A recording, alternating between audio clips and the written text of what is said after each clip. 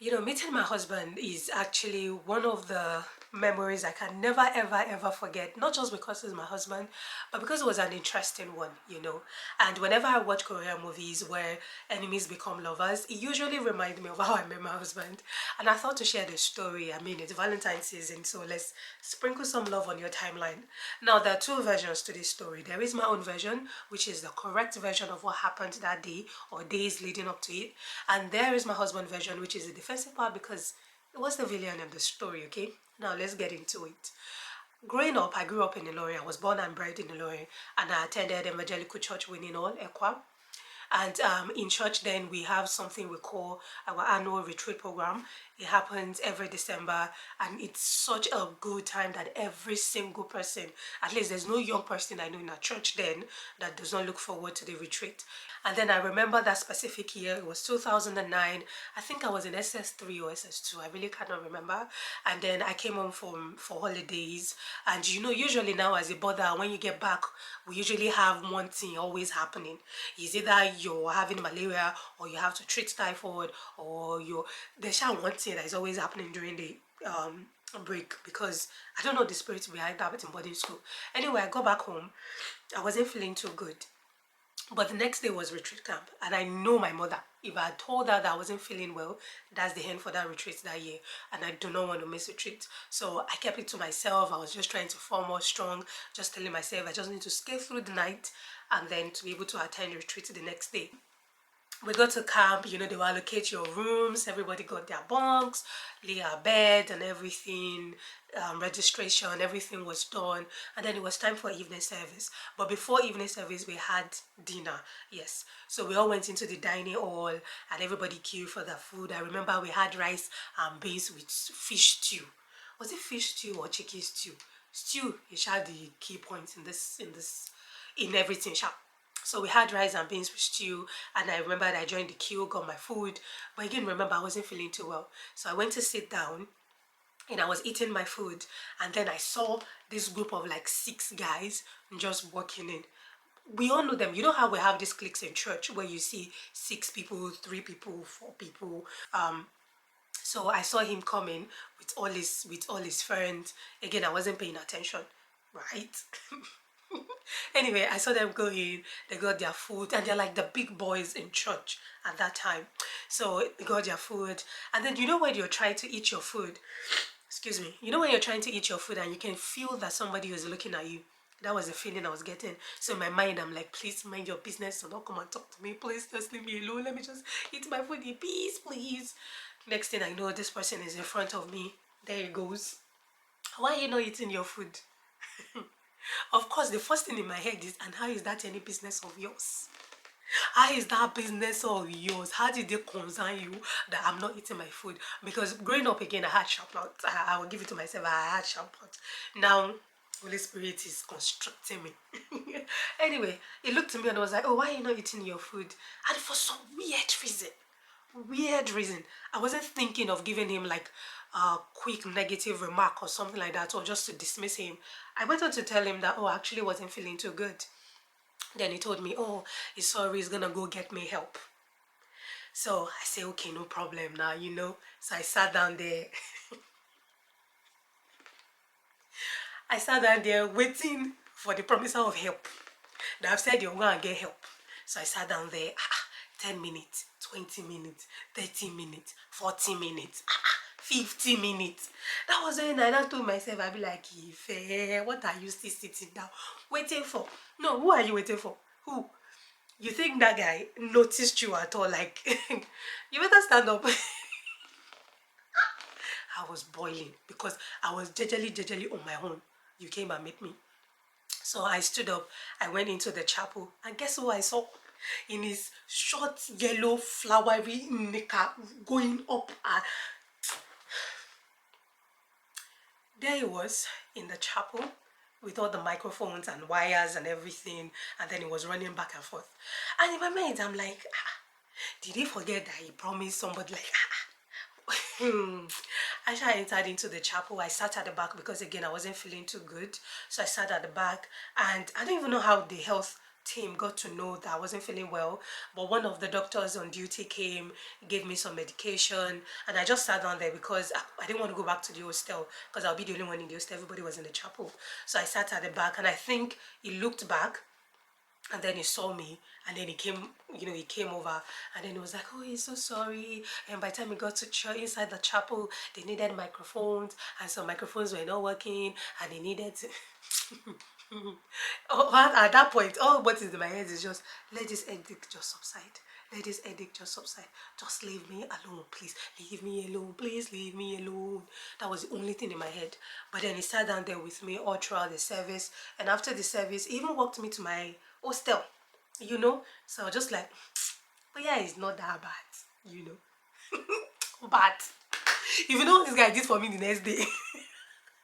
Again, after everything that happened the day before, it was the next morning, daybreak, it was exercise time because we usually have our exercise and morning devotion together. We beat at the field, and then the group was, I think they pair us into 2-2, and then they call it a twinning, something, something, something.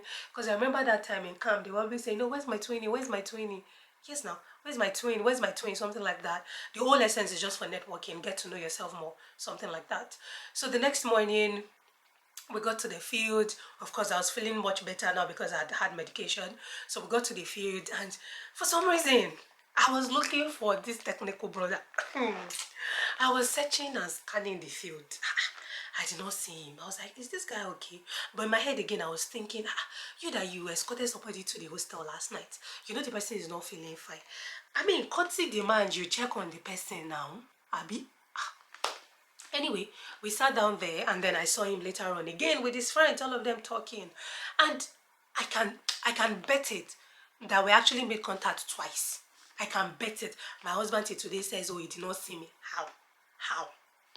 But I can bet we made contact twice. And he just didn't even give any signal as if he knew me at all. Nothing. Like nothing.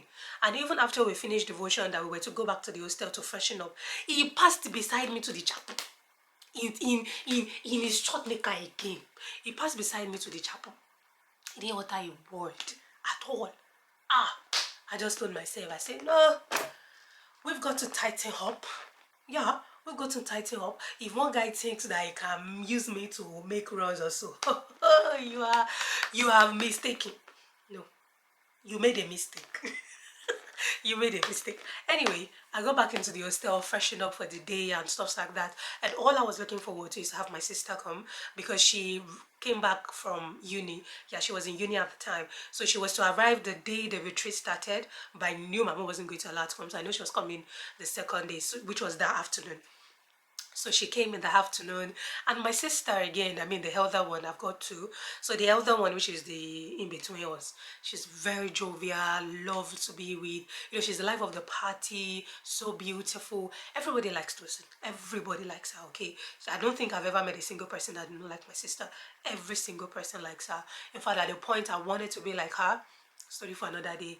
Anyway, she arrived, and I was so happy that at last my loneliness have come to an end. My sister is here. So she arrived, and then we got talking, and I was telling her that imagine I met this guy, the promise, my liar who promised me, stood me up, snubbed me. There was nothing I did not tell my sister.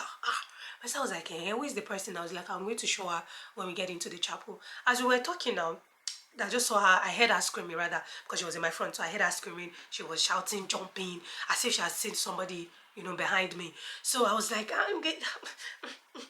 what did you say? That's how it all. Guess who it was? The promiser of health that failed. The snob. Our technical brother was the one. And my sister was screaming, so happy to see him. They hugged. I was like, what's happening? This cannot be happening to me. This cannot be happening to me.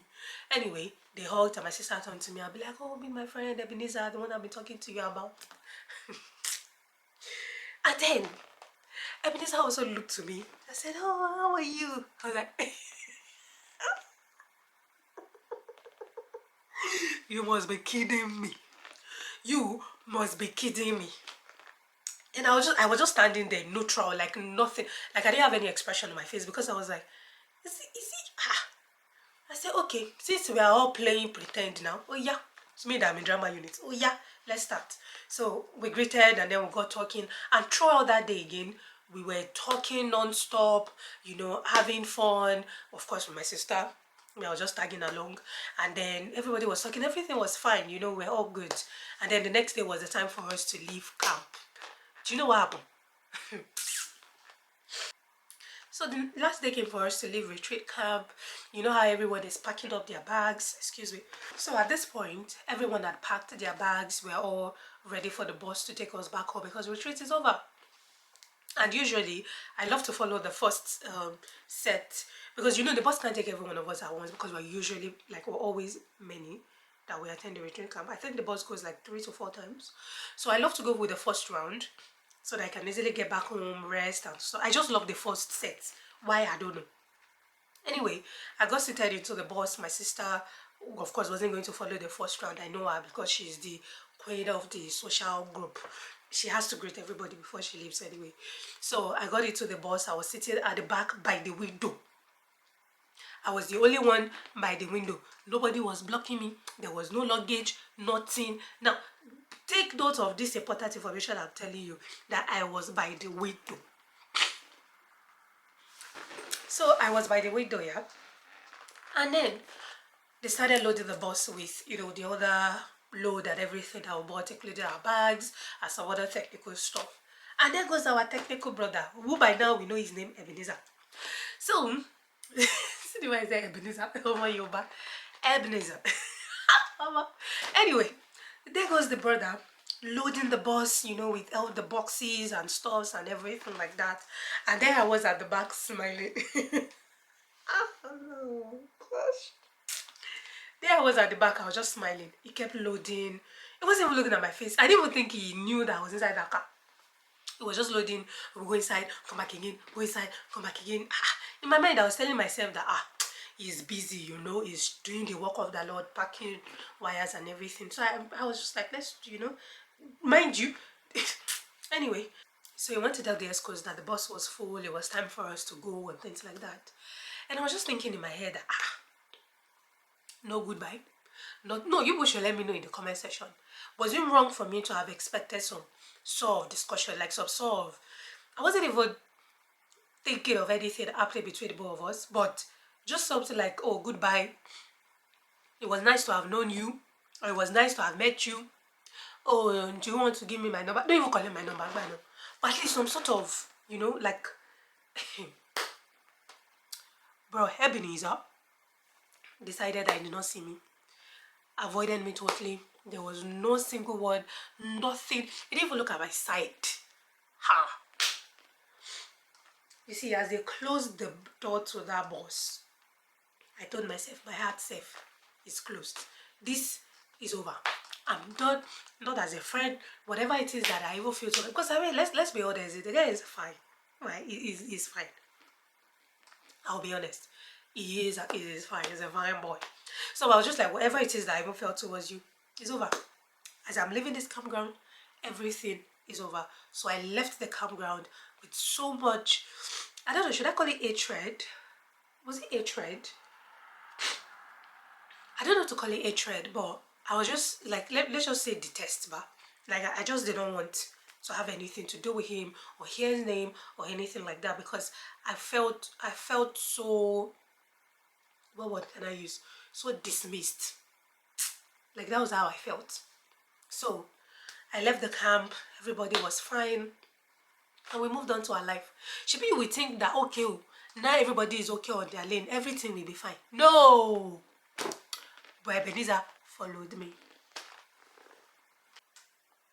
5 months after the retreat, or was it 4 months? Actually, I know it's been quite a long time. I went to church as normal. Oh, it was during Easter break. Yes, it was during Easter break. So that was sometimes in April. So that was like 5 months, yeah, thereabout. I went to church. I'd come home again for another holidays. I went to church, praise worship, sermon, give thanks. Everything was good. And it was during the announcement, I was sitting down on my own. That's how an usher came and gave me an envelope and said, for your brother. So of course I do have a brother, but he's a younger brother. So at that time, There was no way my brother would have had an envelope or any message at all. So I looked at it, I saw Ebenezer Ishola. Now at this point, I did not know his surname, but then I knew that his first name was Ebenezer, but there was no way I knew it was Ishola. So, but saying that, the first thing that just came to my mind was just like, oh, I'm sorry, I do not have a brother that bears that name. Now the usher thought I was just, teasing her or using her to play, her being cool. She just left the envelope on my laps and went away.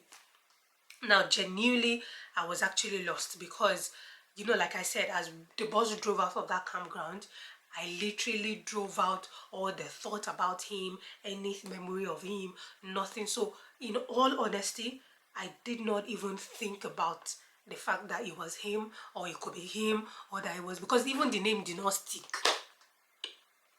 So, I took the letter, and after service, we'd usually go to Yoruba Road. Again, for those that are conversant with the lorry and it's everyone's, we go to Yoruba Road where we get things, ice cream, food stuff, whatever it is we needed to get. We'll get that and then we make our way back home. So as my sister and I were going now, which was the same elder sister that I have, because my eldest she's a no-nonsense person, so all this just cannot happen between me and her as at then. Now we're besties. So my elder sister and I were talking, and I was just telling her that Anosha gave me an envelope in church, and it was addressed to Ebenezer Ishola, and the usher thought it was my brother, but I think there's a mistake. We just kind of started talking about it, and then she was like, oh, she knows Ebenezer Ishola now, that isn't our friend, have I forgotten, blah blah blah blah. I was like, who is that? But so I was like, have you forgotten? You went in retreat camp now. Now you've forgotten the guy, my friend I introduced you to. So that was when it clicked for me. So I was just like, the liar. I beg. I said, see, that letter we wrote in our house. I'm not going to give him that letter. So I took that letter home, and let me just say I pour all my anger on that letter and I hid the letter from him. Now that was sometimes in April. Yeah? Now fast forward to August, I came home for long vac and everything like that. And one particular day, one of our family friends who lived very close to us, they're usually in our house, we're in their house, like that, and he's like a big brother to me. So he was in the house, we served in drama unit together, and I think we were writing a script or something, because I used to write script. So we think we were working on a script. I can't even remember, but anyway, it was just like, oh, Ebenezer sent his greetings. So I was like, Ebenezer, who is Ebenezer? Who? Then it was like, Ebenezer, I didn't remember Ebenezer. I was like, who? It was like the guy you met in camp now. The guy is always asking after you. This is that. I'm like, he's always asking after me. As how? He's always asking after me. Are you sure it's the same guy we're talking about? Say, yes, no, Ebenezer, this is that. I say, so let me greet him too. And that's how this my brother became like a middleman between the both of us. So even when he did not send any message, he will always tell me, oh, Ebenezer said to greet you, and he will always tell Ebenezer I said to greet him. So after a while, again, like I said, growing up, I had a very, very, very, very sharp mouth. So it got to a point I started thinking, I was like, why is the guy always sending my brother to me when he can as well stop me in church? Because despite all these greetings, we'll still see in church, and this guy will not do as if he even knew that I exist on the planet. He will just focus, come to the church with his Bible, with that his big trouser and belt that he used to wear at that time. Anyway, in my head, I'll get back home, I'll be so confused. And then probably a few days later, my brother will come to the house again and tell me, Ebenezer said, I should greet you. I'll be like, how can this guy be greeting me? And you see me physically, you don't talk. So after a while, I decided that Sunday that I was going to confront him. Whatever wants to happen, let it happen. This is that. So I got to church that Sunday morning, and we actually met on the step. As we were going inside the church, we met on the step. He just said, happy Sunday.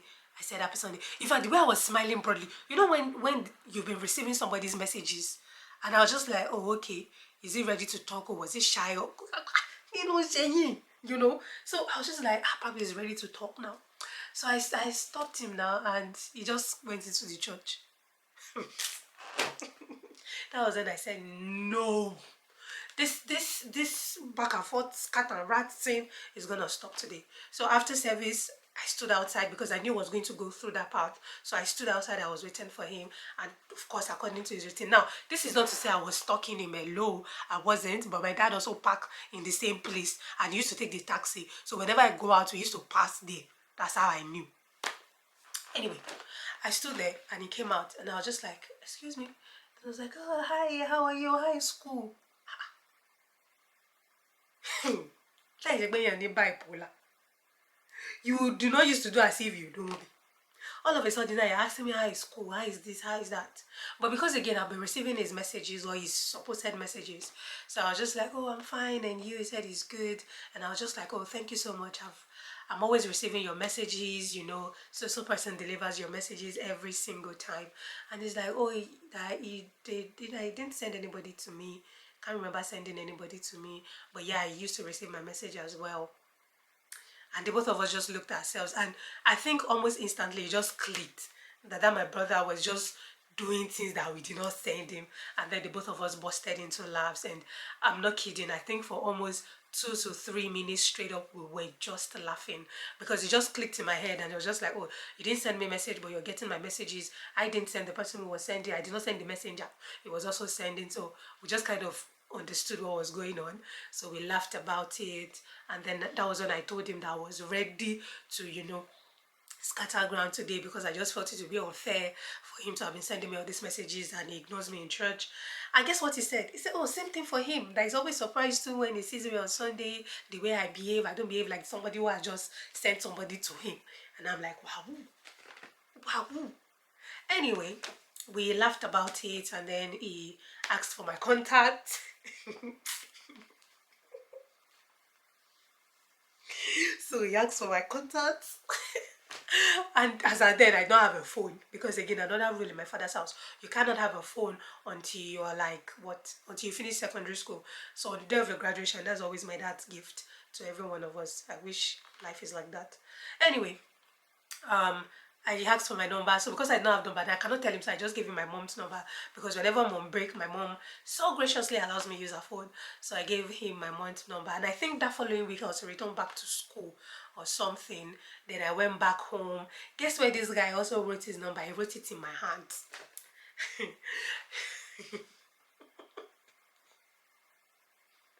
some some steez there, right?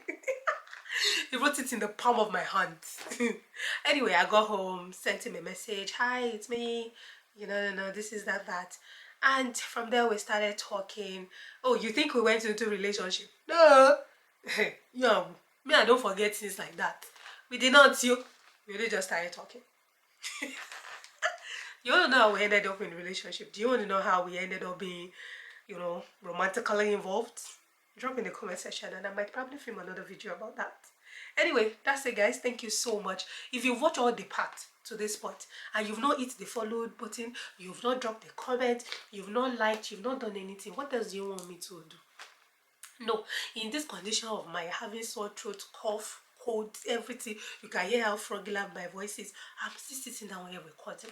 So why are you not hitting the follow button? Please do go to follow me, and I'll see you guys in another video. And thank you so much for everyone that has engaged so far. Thank you for your likes. I really do appreciate it. And I'll see you in another video. Happy Valentine's Day. Happy Valentine's Day. Bye.